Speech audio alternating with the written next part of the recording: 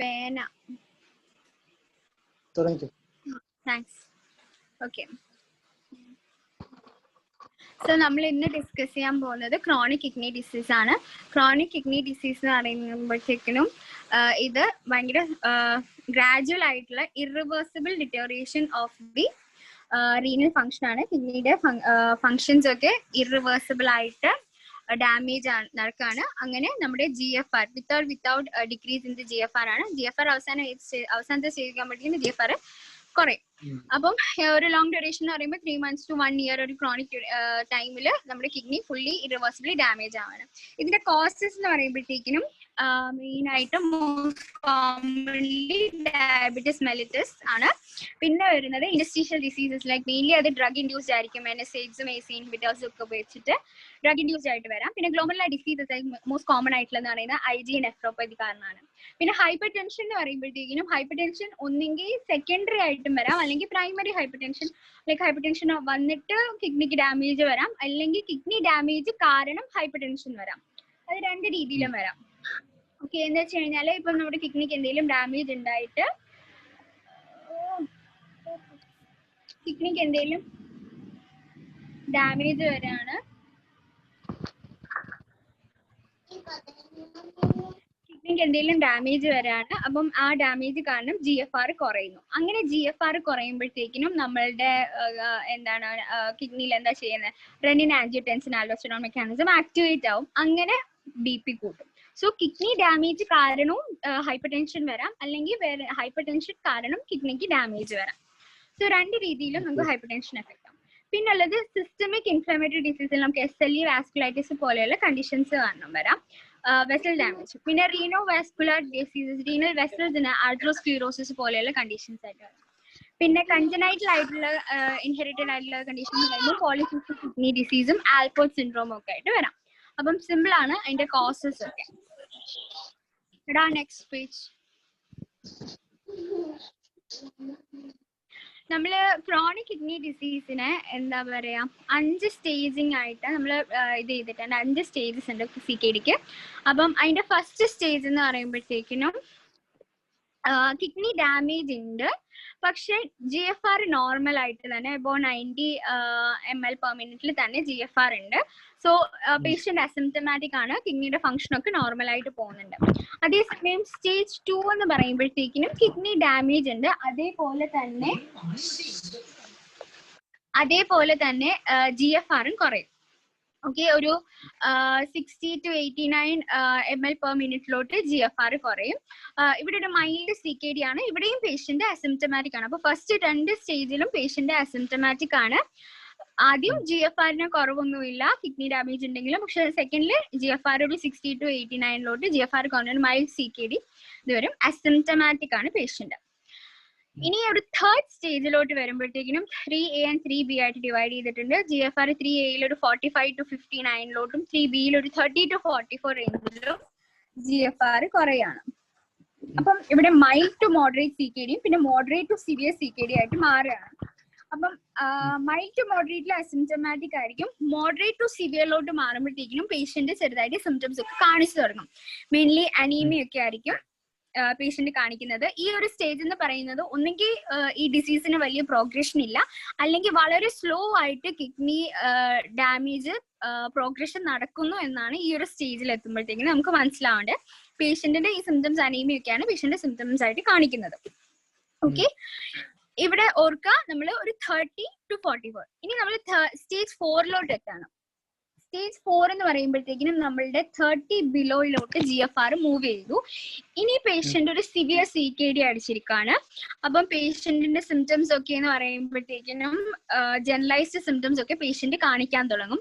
Electrolyte ഇംബാലൻസും electrolyte പ്രോബ്ലംസും GFR ഒക്കെ വളരെ follow ചെയ്യുമ്പോൾ സിവിയർ CKD പേഷ്യന്റ് നല്ല ജനറലൈസ്ഡ് സിംറ്റംസ് കാണിക്കാൻ തുടങ്ങും. ഇനി അടുത്തതെന്ന് പറയുമ്പോൾ സ്റ്റേജ് 5 ആണ്. സ്റ്റേജ് 5 എന്ന് പറയുമ്പോഴത്തേക്കും 15 ബിലോയിലോട്ട് നമ്മുടെ എന്താണ് GFR റേറ്റ് പോവാണ്. 15 ബിലോ പേഷ്യന്റ് ഇസ് ഓൾറെഡി ഡയാലിസിസിലാണ്. ഓക്കെ, ക്രോണിക് കിഡ്നി ഫെയിലിയർ ഇവിടെ നടന്നു കഴിഞ്ഞു. ഭയങ്കര സിംറ്റംസും കഴിഞ്ഞൊരു കോംപ്ലിക്കേഷനിലോട്ട് പേഷ്യന്റ് റീച്ച് ചെയ്തു. അതാണ് ഇങ്ങനെ 5 സ്റ്റേജിങ് ആയിട്ട് നമുക്ക് പറയാനുള്ളത്. സോ സ്റ്റേജ് 1 കിഡ്നി ഡാമേജ് ഉണ്ട്, GFR മാറ്റമില്ല. സ്റ്റേജ് 2 കിഡ്നി ഡാമേജ് വിത്ത് GFR കുറയുന്നു. സ്റ്റേജ് 3 പേഷ്യന്റ് സിംറ്റംസ് കാണിക്കാൻ തുടങ്ങുന്നത്. ഓക്കെ, ഒരു 30 എബവ് ആണ് പേഷ്യന്റ് അനീമിയ പോലെയുള്ള ചെറിയ സിംറ്റംസ് കാണിക്കുന്നു. നോൺ പ്രോഗ്രസീവ് അല്ലെങ്കിൽ മൈൽഡ്ലി പ്രോഗ്രസീവ് ആയിട്ടുള്ള സ്റ്റേജ് ആണ്. സ്റ്റേജ് 4 ആണ് നമ്മുടെ സിവിയർ CKD. പേഷ്യന്റ് സിംറ്റംസ് ഒക്കെ കാണിക്കുന്നു എന്ന് പറയുമ്പോഴത്തേക്കും പേഷ്യന്റ് സ്റ്റേജ് 4 എന്നാണ് അതിന്റെ അർത്ഥം. അപ്പം അവിടെ എന്ന് പറയുന്നത് 15 to 30 അല്ലെങ്കിൽ 29 ബിലോ 30 എബവ് 15 റേഞ്ചില് GFR ഉണ്ടാവുള്ളൂ. ഇലക്ട്രോലൈറ്റ് ഇംബാലൻസും ജനറൽ സിംറ്റംസും ഒക്കെ പേഷ്യന്റ് കാണിക്കും. ഇനി ലാസ്റ്റ് സ്റ്റേജ് എന്ന് പറയുമ്പോൾ കിഡ്നി ഫെയിലിയർ ആണ്. ബിലോ 15 GFR ഉള്ളത്. കോംപ്ലിക്കേഷൻസിലൊക്കെ പേഷ്യന്റ് കിടക്കും. Next page.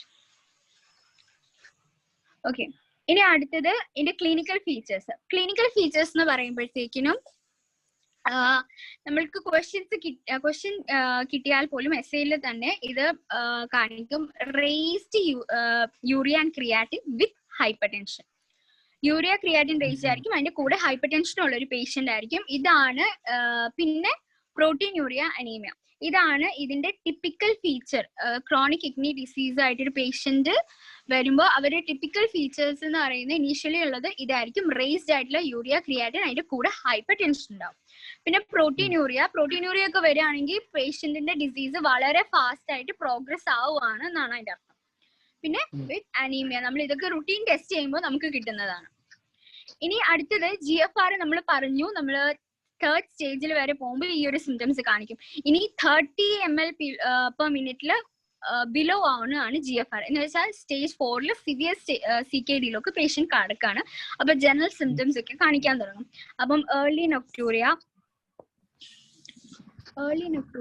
പിന്നെ ടയേർഡ്നെസ്, ബ്രെത്ത്ലെസ്നെസ് ഒക്കെ കാണിക്കാൻ തുടങ്ങും. അനീമിയ കാരണം ബ്രെത്ത്ലെസ്നെസ് ഒക്കെ കാണിക്കും. അപ്പം ഇവിടെ ഒരു 15 to 20 per minute GFR.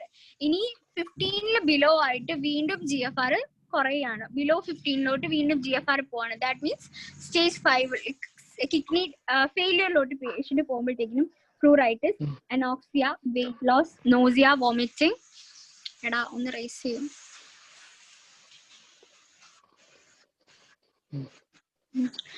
Nausea, vomiting, ഹിക്കപ്സിലോട്ടൊക്കെ patient കടക്കും. ഇനി അഡ്വാൻസ്ഡ് ആയിട്ട് ടോട്ടൽ റീനൽ ഫെയിലിയറിലോട്ട് പോകുമ്പോഴത്തേക്കിനും പേഷ്യന്റ് എന്താണ്, he will be in Kussmaul respiration, muscle ട്വിച്ചിങ്ങും ഫിറ്റ്സും ഡ്രൗസിനെസ്സും കോമയിലോട്ടും ഒക്കെ ടോട്ടൽ ഫെയിലിയർ ആവുമ്പോഴത്തേക്കിനും പേഷ്യന്റ് കിടക്കും. അപ്പം ഈ ക്ലിനിക്കൽ ഫീച്ചേഴ്സ് എന്ന് പറയുമ്പം ഈ GFR കുറയുന്നതനുസരിച്ചിട്ടാണ് ഇതിന്റെ സിവിയറിറ്റി വരുന്നത്. അപ്പം ഇനീഷ്യലി ടിപ്പിക്കലി പ്രസന്റ് ചെയ്യുക റേസ്ഡ് യൂറിയ ക്രിയാറ്റിനും ഒക്കെ ആയിട്ടായിരിക്കും. ഹൈപ്പർ ടെൻഷൻ ആയിട്ട് വരും. പ്രോട്ടീൻ യൂറിയ ആൻഡ് അനീമിയ ഇത് ക്വസ്റ്റ്യനിൽ കാണും. ഇത് മാത്രം ഓർത്ത് വെക്കുക. ഇതെങ്കിലും ഇത് മെയിൻ ആയിട്ട് ഓർത്ത് വെക്കണം. ഇത് ക്വസ്റ്റ്യനിൽ ഉണ്ടെങ്കിൽ അത് ക്രോണിക് കിഡ്നി ഡിസീസിനെ ഇൻഡിക്കേറ്റ് ചെയ്യും.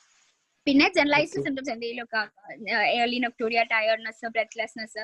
പിന്നെ GFR കുറയുന്തോറും സിംറ്റംസ് കൂടും. Weight loss, nausea, vomiting, hiccups. പിന്നെ അഡ്വാൻസ്ഡ് റീനൽ ഫെയിലിയറിലോട്ട് കടക്കുമ്പോഴത്തേക്കിനും കുസ്മോൾസ് റെസ്പിറേഷൻ, ഫിറ്റ്സും കോമ, ഡ്രൗസിനെസ്സിലോട്ടൊക്കെ പേഷ്യന്റ് പോകും. Next page. ഇനി നമുക്കുള്ളതെന്ന് പറയുന്നത് ഇൻവെസ്റ്റിഗേഷൻ. ഹലോ,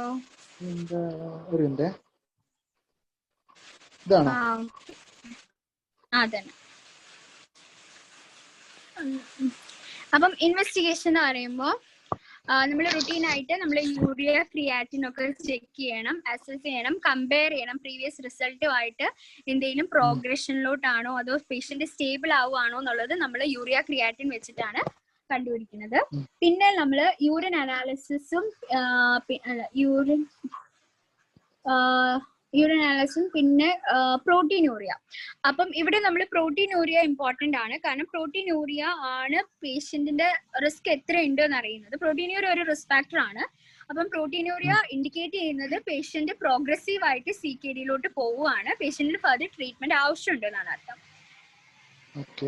ഓക്കെ, ഇനി ഇലക്ട്രോലൈറ്റ്സ്.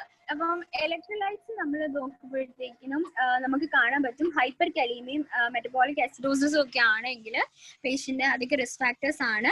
അപ്പം ഇലക്ട്രോലൈറ്റ്സിൽ നമ്മൾ മിക്കവാറും നോക്കുന്നത് പൊട്ടാഷ്യം ലെവല്, പിന്നെ യൂറിയ, സോഡിയം ലെവലൊക്കെയാണ് നമ്മൾ നോക്കുന്നത്. പിന്നെ നമ്മൾ നോക്കേണ്ടത് calcium, phosphate and parathyroid and vitamin D. ഇത് മൂന്നും നമ്മൾ റീനൽ ബോൺ ഡിസീസ് ഉണ്ടോ ഇല്ലയോ എന്നറിയാൻ വേണ്ടിയിട്ടാണ് calcium, phosphate and parathyroid hormone and also vitamin D ഇത് ഇത്രയും നമ്മൾ ചെക്ക് ചെയ്യുന്നത്. പിന്നെ ആൽബുമിൻ ലെവൽ നമ്മൾ ഒന്ന് എന്താണ് കിഡ്നിക്ക് എല്ലാം കോൺസെൻട്രേഷൻ ചെയ്യാനും എല്ലാം ചെയ്യാനുള്ള ഫംഗ്ഷൻ നഷ്ടപ്പെട്ടതാണ്. അപ്പം ഒന്ന് it can lead to malnutrition, inflammation അങ്ങനെയുണ്ട്, അല്ലെങ്കിൽ നെഫ്രോട്ടിക് സിൻഡ്രോം ആണോ എന്ന് അറിയാനാണ് നമ്മൾ ആൽബുമിൻ നോക്കുന്നത്. പിന്നെ ഫുൾ ബ്ലഡ് കൗണ്ട് ചെയ്യുക, അതിൻ്റെ അകത്ത് ഫെറിറ്റിനും അയൺ, ഫോളേറ്റ്, വൈറ്റമിൻ B12 ഒക്കെ ഉണ്ടോ എന്നുള്ളത് നോക്കാനാണ്. അത് റീനൽ അനീമിയ, അപ്പം അയൺ നോക്കുന്ന വെച്ചാൽ റീനൽ കോസ് കാരണമാണോ അതോ എക്സ്ട്രാ റീനൽ കോസ് കാരണമാണോ അനീമിയ ഉണ്ടായിരിക്കുന്നതെന്ന് അറിയാൻ വേണ്ടിയിട്ടാണ്. പിന്നെ നമ്മൾ lipid, glucose and HbA1c levels ഒക്കെ നോക്കണം. അത് കാർഡിയോവസ്കുലർ ഡിസീസസ് അതിന്റെ റിസ്ക് ഉണ്ടെങ്കിൽ CKD അത് കൂടുതൽ പ്രോഗ്രസ് ചെയ്യും. സോ അത് ഉണ്ടോന്ന് അറിയാനാണ് നമ്മൾ ലിപ്പിഡ്സും ഗ്ലൂക്കോസും HbA1c ഒക്കെ നോക്കുന്നത്. പിന്നെ റീനൽ അൾട്രാസൗണ്ട് അറിയുന്നത് നമ്മൾ പറഞ്ഞു കഞ്ചനൈറ്റൽ ഇഷ്യൂസ് അല്ലെങ്കിൽ എന്തെങ്കിലും ഒബ്സ്ട്രക്ഷൻ ഒക്കെ ഉണ്ടോ ഇതറിയാൻ വേണ്ടിയിട്ടാണ് നമ്മൾ റീനൽ അൾട്രാസൗണ്ട് ചെയ്യുന്നത്. ഹെപ്പറ്റൈറ്റിസ് ആൻഡ് HIV എന്ന് പറയുന്നത് അത് റീനൽ ട്രാൻസ്പ്ലാന്റിനും ഡയാലിസിസിനും ഒക്കെ വേണ്ടി പ്ലാൻ ചെയ്യുകയാണെങ്കിൽ അതിന് വേണ്ടി. സോ അത്രയേ ഉള്ളൂ, സിമ്പിൾ ആയിട്ടുള്ള സംഭവം. പിന്നെ ഇനി നമ്മൾ ഇതിന്റെ മാനേജ്മെന്റിലോട്ട് പോവാണ്. മാനേജ്മെന്റ് എന്ന് പറയുമ്പോൾ നമ്മൾ ഇതിനെ എയിം ചെയ്യുന്നത് എന്തൊക്കെയാണെന്ന് വെച്ച് കഴിഞ്ഞാൽ ഇത് വെച്ചിട്ടാണ് നമ്മൾ ട്രീറ്റ്മെന്റ് പറയുന്നത്. എന്ന് വെച്ചാൽ ആദ്യം നമ്മളുടെ റീനൽ ഫംഗ്ഷൻ മോണിറ്റർ ചെയ്യുക, പിന്നെ ഇതിന്റെ റീനൽ ഡാമേജ് പ്രിവെന്റ് ചെയ്യുക അല്ലെങ്കിൽ അതിനെ സ്ലോ ചെയ്യുക, പിന്നെ കോംപ്ലിക്കേഷനോ റീനൽ ഫെയിലിയറിലോട്ടൊക്കെ പോവാണെങ്കിൽ അതിനെ ലിമിറ്റ് ചെയ്യുക, പിന്നെ കാർഡിയോവസ്കുലർ റിസ്ക് ഒക്കെ ഉണ്ടെങ്കിൽ അതിനെ ട്രീറ്റ് ചെയ്യുക, പിന്നെ റീനൽ റീപ്ലേസ്മെന്റ് തെറാപ്പി അങ്ങനെ വല്ലതും ചെയ്യാനുണ്ടെങ്കിൽ അതിലോട്ട് പോവാം. നെക്സ്റ്റ്, അപ്പൊ ഫസ്റ്റ് വൺ നമ്മൾ പറഞ്ഞു റീനൽ ഫംഗ്ഷൻസിനെ മോണിറ്റർ ചെയ്യുക. റീനൽ ഫംഗ്ഷൻസിനെ മോണിറ്റർ ചെയ്യുക എന്ന് പറയുമ്പോഴത്തേക്കും നമ്മൾ RFT, ഇപ്പൊ ഒരു 3rd സ്റ്റേജ് CKD ഉള്ള പേഷ്യന്റ് ആണെങ്കിൽ ഒരു 6 months വെച്ചിട്ട് നമ്മൾ RFT നോക്കണം. ഒരു 4 to 5 സ്റ്റേജിലൊക്കെ ഉള്ളവരാണെങ്കിൽ നമ്മൾ ഫ്രീക്വന്റ് ആയിട്ട് നോക്കാം. അപ്പൊ നമ്മൾ ഗ്രാഫ് പ്ലോട്ട് ചെയ്തിട്ടാണ് നമ്മൾ RFT ഉണ്ടോന്ന് മോണിറ്റർ ചെയ്യുന്നത്. നമ്മൾ GFR എഗെയിൻസ്റ്റ് ടൈം നമ്മൾ പ്ലോട്ട് ചെയ്തിട്ട് അങ്ങനെ മോണിറ്റർ ചെയ്യാം. അത്രേ ഉള്ളൂ സംഭവം. പിന്നുള്ളത് എന്ന് പറയുന്നത് എന്താടാ GFR നമ്മൾ അറിയുന്നത് ഒരു ക്രിയാറ്റിനും ഹൈറ്റും ആയിട്ടുള്ള ഇത് വെച്ചിട്ട് കാൽക്കുലേറ്റ് ചെയ്തിട്ടാ ഒരു ഫോർമുല ഉണ്ട്. ക്രിയാറ്റിനും ഹൈറ്റും വെച്ചിട്ടാണ് കാൽക്കുലേറ്റ് ചെയ്യുന്നത് GFR. ഞാനത് അവിടെ വായിച്ചു, പീഡിയാട്രിക്സിലാണോ വായിച്ചു. പിന്നെ എടാ ഇതൊന്ന് ചെറുതാക്കാവോ. പിന്നെ പ്രോഗ്രഷൻ കുറയ്ക്കാന്ന് പറഞ്ഞു. നമ്മൾ ഈ ഡിസീസിന്റെ കിഡ്നിക്ക് ഉണ്ടാകുന്ന ഡാമേജിന്റെ പ്രോഗ്രഷൻ കുറയ്ക്കാം. അപ്പം അതെങ്ങനെയാണെന്ന് വെച്ച് കഴിഞ്ഞാൽ രണ്ട് സംഭവമുള്ളൂ. ബ്ലഡ് പ്രഷർ റെഡ്യൂസ് ചെയ്യുക, അതേപോലെ തന്നെ പ്രോട്ടീനൂറിയൻ റെഡ്യൂസ് ചെയ്യാം. അപ്പം ബ്ലഡ് പ്രഷർ റെഡ്യൂസ് ചെയ്യുന്നത് എങ്ങനെയാണെന്ന് നമുക്കറിയാം. നമ്മൾ ആന്റി ഹൈപ്പർടെൻസീവ് തെറാപ്പി കൊടുക്കും. ആന്റി ഹൈപ്പർടെൻസീവ് തെറാപ്പീസ് നമുക്ക് മെയിൻ ആയിട്ട് യൂസ് ചെയ്യുന്നത് AC inhibitors, angiotensin converting enzyme ഇൻഹിബിറ്റേഴ്സും ആൻജിയോടെൻസിൻ റിസപ്റ്റർ ബ്ലോക്കേഴ്സും ഉപയോഗിച്ചിട്ടാണ് നമ്മളിവിടെ എനാലാപ്രിൽസും സാർട്ടൻസും. പിന്നുള്ളത് പ്രോട്ടീനൂറിയയുടെ റിഡക്ഷൻ ആണ്. പ്രോട്ടീനൂറിയ റെഡ്യൂസ് ചെയ്യാനും നമ്മൾ ഇതേ ഡ്രഗ്സ് തന്നെയാണ് ഉപയോഗിക്കുന്നത്, AC ഇൻഹിബിറ്റേഴ്സും ARBസും. പിന്നെ ഇവിടെ വരുന്ന ഒരു പ്രശ്നം എന്താ വെച്ചാൽ ARBസും AC ഇൻഹിബിറ്റേഴ്സും നമ്മൾ ഉപയോഗിക്കുമ്പോൾ ഹൈപ്പർകലീമിയ അടിക്കാനുള്ള ചാൻസ് ഉണ്ട്. സോ അങ്ങനെയാണെങ്കിൽ നമ്മൾ ആദ്യം ഹൈപ്പർകലീമിയനെ ട്രീറ്റ് ചെയ്തിട്ട് അല്ലെങ്കിൽ ഈ ഡ്രഗ്സ് റെഡ്യൂസ് ചെയ്യുക, ഡോസ് റെഡ്യൂസ് ചെയ്യുക, അല്ലെങ്കിൽ സ്റ്റോപ്പ് ചെയ്തിട്ട് ഹൈപ്പർകലീമിയ ട്രീറ്റ് ചെയ്തതിന് ശേഷമേ നമ്മൾ ഇതിലോട്ട് പോകാൻ പാടുള്ളൂ. അല്ലെങ്കിൽ ഈ ഡ്രഗ്സിന്റെ കോമ്പിനേഷൻ ഒക്കെ ഉപയോഗിച്ചിട്ട് വേണം യൂസ് ചെയ്യാനായിട്ട്. അതാണ് ഈ ഒരു ഡ്രഗ്സ് കൊണ്ട് ഉള്ള പ്രോബ്ലം. പിന്നെ അടുത്തത് ഇതിന്റെ കോംപ്ലിക്കേഷൻസ് ലോട്ട് കിടക്കാണ്. അപ്പൊ ഫസ്റ്റ് എന്ന് പറയുന്നത് നമുക്ക് ട്രീറ്റ്മെന്റ് ഇവിടെ തീരുന്നില്ല, ഇതിന്റെ കോംപ്ലിക്കേഷൻസിനും നമുക്ക് ട്രീറ്റ്മെന്റ് കൊടുക്കണം. കോംപ്ലിക്കേഷൻസിന്റെ first one fluid and electrolyte imbalance. Fluid and electrolyte imbalance ഉണ്ടാകുന്നത് എന്തൊക്കെയാണെന്ന് വെച്ചാൽ യൂറിയ കൂടാം, പൊട്ടാഷ്യം കൂടും. പൊട്ടാഷ്യം നമുക്കൊരു 70 millimoles per ലിറ്ററിൽ നമുക്ക് ഡയറ്ററി ഇൻടേക്ക് തന്നെ കുറയ്ക്കേണ്ടി വരും പൊട്ടാഷ്യത്തിന്റെ.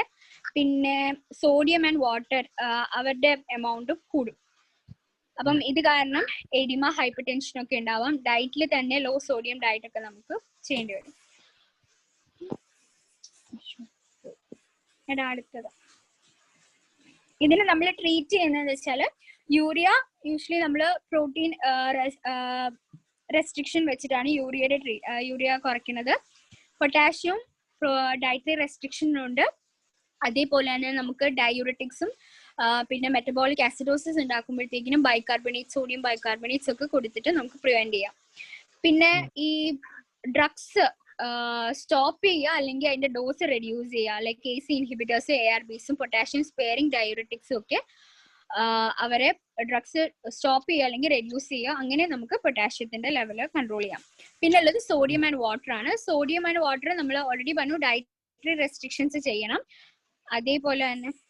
അതേപോലെ തന്നെ ഡയൂററ്റിക്സ് യൂസ് ചെയ്യാം, ലൂപ്പ് ഡയൂററ്റിക്സ് അല്ലെങ്കിൽ കോമ്പിനേഷൻ ആയിട്ട് ഡയൂററ്റിക്സ് നമുക്ക് യൂസ് ചെയ്യാം. തയസൈഡ്സ് അല്ലെങ്കിൽ പൊട്ടാഷ്യം സ്പെയറിംഗ് ഡയൂററ്റിക്സ് ആയിട്ട് യൂസ് ചെയ്യാം.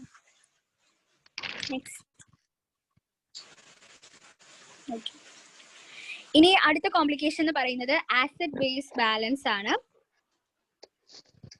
ആസിഡ് ബേസ് ബാലൻസ് നമ്മൾ ഈ ഓർഗാനിക് ആസിഡ്സിന്റെ ഒക്കെ എക്സ്ക്രീഷൻ റെഡ്യൂസ്ഡ് ആവാണ്. അപ്പൊ നമുക്ക് മെറ്റബോളിക് ആസിഡോസിസ് ഉണ്ടാവുന്നു. അപ്പൊ നമ്മൾ ആസിഡോസിസ് ഉണ്ടാവുമ്പോൾ നമ്മൾ കൊടുക്കുന്നത് ബൈകാർബണേറ്റ്സ് ആണ്. സോഡിയം ബൈകാർബണേറ്റ്സ് നമ്മൾ കൊടുക്കും. ഒരു 1 gram 8 hourly വെച്ചിട്ട് നമ്മൾ കൊടുക്കും. സോ പ്ലാസ്മ കോൺസെൻട്രേഷൻ നമുക്ക് ഈ ബൈകാർബണേറ്റിന്റെ 22 millimoles per ലിറ്ററിന്റെ റേഞ്ചിൽ നമുക്ക് മെയിൻറ്റെയിൻ ചെയ്യണം. പിന്നെ അടുത്ത കോംപ്ലിക്കേഷൻ എന്ന് പറയുന്നത് റീനൽ ബോൺ ഡിസീസ് ആണ്. റീനൽ ബോൺ ഡിസീസ് അല്ലെങ്കിൽ ഓസ്റ്റിയോഡിസ്ട്രോഫി, റീനൽ ഓസ്റ്റിയോഡിസ്ട്രോഫി എന്ന് പറയാം. അപ്പം ഇതെന്ന് പറയുന്നത്, എടാ ഒരു ഇമേജ് ഉണ്ട്, അതെടുക്കാവോ?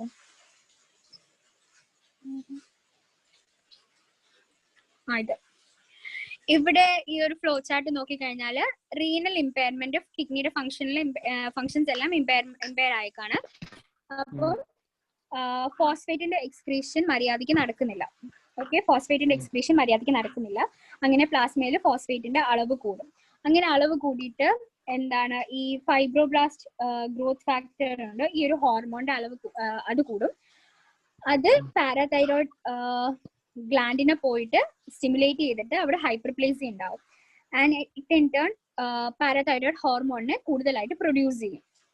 അതേപോലെ തന്നെ റീനൽ ഇമ്പയർമെന്റ് കാരണം വൈറ്റമിൻ ഡി ആക്റ്റീവ് ഫോമിലോട്ട് വൈറ്റമിൻ ഡിനെ കൺവേർട്ട് ചെയ്യാൻ പറ്റത്തില്ല. 1,25 ഡൈഹൈഡ്രോക്സി വൈറ്റമിൻ ഡിയിലേക്ക് ഇതിനെ കൺവേർട്ട് ചെയ്യാൻ പറ്റത്തില്ല. അപ്പം വൈറ്റമിൻ ഡി ഇല്ലാത്തത് കാരണം കാൽഷ്യം അബ്സോർപ്ഷൻ നടക്കുന്നില്ല. കാൽഷ്യം അബ്സോർപ്ഷൻ ഇല്ലാത്തത് കാരണം പ്ലാസ്മയിൽ കാൽഷ്യം കുറയുന്നു. അപ്പം കാൽഷ്യം ഇല്ല എന്ന് പറഞ്ഞ പാരാതൈറോയ്ഡ് ഹോർമോൺ വീണ്ടും ഒരുപാട് പാരാതൈറോയ്ഡ് ഹോർമോണിനെ സ്റ്റിമുലേറ്റ് ചെയ്യാൻ പറയുന്നു. അങ്ങനെ ആ പാരാതൈറോയ്ഡ് ഹോർമോൺ പോയിട്ട് ബോൺസിൽ നിന്നുള്ള കാൽഷ്യത്തിനോടൊക്കെ പുറത്തോട്ട് വരാൻ പറയുന്നു. അങ്ങനെ ബോൺസിൽ ഓസ്റ്റിയോക്ലാസ്റ്റിക് ബോൺ റിസോർപ്ഷൻ നടക്കുന്നു. ഓക്കെ, അങ്ങനെ ബോണിന്റെ മിനറലൈസേഷൻ ഒക്കെ ഇംപെയർഡ് ആവുന്നു. അപ്പം നമുക്ക് പ്ലാസ്മയിലോട്ട് കൂടുതൽ കാൽഷ്യം കിട്ടാൻ വേണ്ടിയിട്ട് പാരാതൈറോയ്ഡ് ഹോർമോൺ അവിടെ അതാണ് അവിടെ ഒരു വർക്ക് ചെയ്യുന്നത്. ഇനി നെക്സ്റ്റ് ആ പഴയ പേജ് തന്നെ എടുക്കാവും. ഓക്കെ, അപ്പൊ നമ്മൾ ഇവിടെ കണ്ടു ഫോസ്ഫേറ്റിന്റെ അളവ് കൂടി കാൽഷ്യത്തിന്റെ അളവ് കുറവാണ്. അപ്പം ഈ കാൽഷ്യത്തിനെ ബോൺസിൽ നിന്നും പുറത്തോട്ട് എടുത്തിട്ട് ഇവരെന്താ ചെയ്യുന്നതെന്ന് വെച്ച് കഴിഞ്ഞാൽ ഇത് പോയി ഡിപ്പോസിഷൻ ആവും. അപ്പം ഈ കാൽഷ്യവും ഫോസ്ഫേറ്റും കൂടെ എക്സ്ട്രാ സെല്ലുലാർ ആയിട്ട് കാൽഷ്യം ഫോസ്ഫേറ്റ് ഫോം ചെയ്യും. അപ്പം അബ്സോർപ്ഷൻ കുറയും, കാൽഷ്യത്തിന്റെ അബ്സോർപ്ഷനും കുറവാണ്, അതേപോലെ തന്നെ ഡിപ്പോസിഷനും കൂടുതലാണ്. ഓക്കെ, അങ്ങനെ നമ്മൾക്ക് ഹൈപ്പോകാൽസീമിയ അടിക്കുന്നു. ഓക്കെ, അങ്ങനെ ഹൈപ്പോകാൽസീമിയ അടിക്കുകയാണെന്ന് പറഞ്ഞിട്ട് വീണ്ടും പാരാതൈറോയ്ഡ് ഹോർമോൺ സെക്കൻഡറി ആയിട്ട് വീണ്ടും സ്റ്റിമുലേറ്റഡ് ആവുകയാണ്. പാരാതൈറോയ്ഡ് ഹോർമോൺ കൂടുതലും സെക്രീറ്റ് ചെയ്യുന്നു. അങ്ങനെ സെക്കൻഡറി ഹൈപ്പർ പാരാതൈറോയിഡിസം ഉണ്ടാവുന്നു. മനസ്സിലാവുന്നുണ്ടോ പറയുന്നേ? അങ്ങനെ സെക്കൻഡറി ഹൈപ്പർ പാരാതൈറോയിഡിസം അടുക്കുമ്പോഴത്തേക്കിനും ഈ കാൽഷ്യത്തിനെയും ഫോസ്ഫേറ്റിനെയും ഒക്കെ ബോണിൽ നിന്ന് എടുത്തിട്ട് ബാക്കിയുള്ള അതർ ടിഷ്യൂസിലോട്ടൊക്കെ കൊണ്ടുവെക്കും.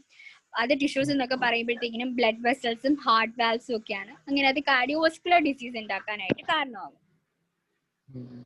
ഓക്കെ, പിന്നെ അങ്ങനെ ഈ ബോണിൽ നിന്നും കാൽഷ്യം ഒക്കെ വലിച്ചെടുത്ത് ബോൺ റിസോർപ്ഷൻ ഉണ്ടായി. അതിനെയാണ് ഈ ഒരു ബോൺ ഡിസീസ് എന്ന് പറയുന്ന ഓസ്റ്റിയോഡിസ്ട്രോഫി, ഓസ്റ്റൈറ്റിസ് ഫൈബ്രോസ സിസ്റ്റിക്ക എന്ന് വേണേൽ പറയും. അപ്പോൾ ഈ ഒരു കണ്ടീഷനെ നമ്മൾ എങ്ങനെ ട്രീറ്റ് ചെയ്യും? ഈ ഒരു സ്റ്റേജിൽ പേഷ്യന്റ് നമുക്ക് വന്നേക്കാണ്. അപ്പം പേഷ്യന്റിനുള്ള പ്രശ്നം ഒന്ന് ഫോസ്ഫേറ്റ് കൂടുതൽ, മറ്റൊന്ന് കാൽസ്യം കുറവ്. അപ്പം ഹൈപ്പർ ഫോസ്ഫറ്റിനീമിയ വന്ന പേഷ്യന്റിന് നമ്മൾ ഡയറ്ററി റെസ്ട്രിക്ഷൻസ്, ഫോസ്ഫേറ്റ് കൂടുതലുള്ള ഫുഡിന്റെ ഡയറ്ററി റെസ്ട്രിക്ഷൻസ് പറയും. മിൽക്ക്, ചീസ്, എഗ് അല്ലെങ്കിൽ പ്രോട്ടീൻ റിച്ച് ഫുഡുകളൊക്കെ നമ്മൾ കുറയ്ക്കാൻ പറയും. പിന്നുള്ളത് ഫോസ്ഫേറ്റ് ബൈൻഡിങ് ഡ്രഗ്സ് ആണ്. ഫോസ്ഫേറ്റ് ബൈൻഡിങ് ഡ്രഗ്സ് എന്ന് പറയുമ്പോഴത്തേക്കിനും aluminium hydroxide, calcium carbonate, lanthanum carbonate, പിന്നെ സെവലാമർ ഒക്കെ പറഞ്ഞ ഈ ഡ്രഗ്സ് ഉണ്ട്. ഫോസ്ഫേറ്റ് ബൈൻഡിങ് ആണ്. ഇവര് ഫോസ്ഫേറ്റിന് ബൈൻഡ് ചെയ്ത് ബോഡിയിൽ നിന്നും കുറച്ചുണ്ട്. അപ്പൊ നമ്മളുടെ എയിം എന്ന് പറയുന്നത് ഒരു 4.6 മില്ലിഗ്രാം പെർ ഡെസിലിറ്റർ റേഞ്ചിൽ നമ്മുടെ ഫോസ്ഫേറ്റ് ലെവലിനെ വെക്കുക എന്നുള്ളതാണ്. അങ്ങനെ നമ്മൾ ഫോസ്ഫേറ്റിനീമിയ, ഹൈപ്പർ ഫോസ്ഫേറ്റിനീമിയ നമ്മൾ ട്രീറ്റ് ചെയ്യുന്നു. ഇനി അടുത്തതെന്ന് പറയുന്നത് വൈറ്റമിൻ ഡി അല്ലെങ്കിൽ കാൽഷ്യം കുറവാണ്. കാൽഷ്യം കുറവാകുന്നതിന്റെ കാരണം എന്ന് പറയുന്നത് നമുക്ക് വൈറ്റമിൻ ഡി ഇല്ലാത്തതുകൊണ്ട് കാൽഷ്യം അബ്സോർപ്ഷൻ നടക്കുന്നില്ല. അപ്പം വൈറ്റമിൻ ഡി ആക്ടിവേഷൻ ഇന്നാഡിക്വേറ്റ് ആയതുകൊണ്ട് നമ്മൾ ആക്റ്റീവ് ആയിട്ടുള്ള വൈറ്റമിൻ ഡി മെറ്റബോളൈറ്റ്സ് കൊടുക്കുന്നു പേഷ്യന്റിന്. ഓക്കെ, അതിനാണ് 1-alpha hydroxy vitamin ഡിയോ അല്ലെങ്കിൽ 1,25 ഡൈഹൈഡ്രോക്സി വൈറ്റമിൻ ഡിയോ ഒക്കെ നമ്മൾ ആക്റ്റീവ് മെറ്റബോളൈറ്റ്സ് ഡയറക്ട്ലി പേഷ്യന്റിന് കൊടുക്കും. ഓക്കെ, പേഷ്യന്റിന്റെ പ്രോബ്ലം ആ 2 എണ്ണം അവിടെ സോൾവ് ആയി. ഇനിയുള്ളത് ചിലപ്പോൾ ഈ നമ്മൾ സെക്കൻഡറി ഹൈപ്പർ പാരാതൈറോയിഡിസം വരെ എത്തിയല്ലോ. ഇനി ട്രഷറി ഹൈപ്പർ പാരാതൈറോയിഡിസം അടിച്ചിട്ട് കംപ്ലീറ്റ് ആയിട്ട് കാൽഷ്യത്തിന്റെ റിസോർപ്ഷൻ നടത്തി ഹൈപ്പർ കാൽസീമിയ പോലെയുള്ള ഒരു കണ്ടീഷൻ വേണമെങ്കിൽ ഉണ്ടാവാം. അങ്ങനെ ഉണ്ടാവുകയാണെങ്കിൽ നമുക്ക് ഉള്ള വഴി എന്ന് പറയുന്നത് പാരാതൈറോയിഡക്ടമി, പാരാതൈറോയിഡ് ഗ്ലാൻസിന് നമുക്ക് റിമൂവ് ചെയ്യേണ്ടി വരും. അല്ലെങ്കിൽ കാൽസി മിമിക് ഏജൻസ് ഉണ്ട്, മൈമെറ്റിക്